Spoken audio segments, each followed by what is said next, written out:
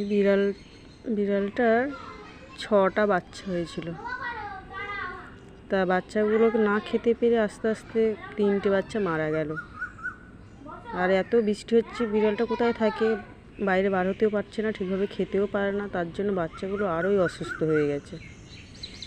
বিড়ালটা কিন্তু আমাদের নয়, পোষা বিড়াল নয়, কোথায় থেকে এসেছে, এসে আমাদের বাড়িতেই এসে সবসময় বসে থাকে। তা খাওয়া দাওয়া হয়, দুধ এনে দেওয়া হয় ওদেরকে, কিন্তু বাচ্চাগুলো ওই দুধ তেমন খেতে পায় না। আমার মাই খায় বেশিক্ষণ ধরে, তা খাক। আর ওই একটা বিড়াল এখনও মনে হয় মারা যাবে, একদম রোগা হয়ে গেছে না খেতে পেয়ে।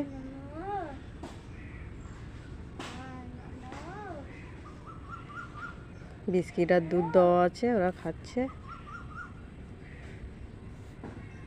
যখন হয়েছিল খুবই সুন্দর দেখতে হয়েছিল বিড়ালগুলো, খুব সুন্দর ছানাগুলো ছিল দেখতে।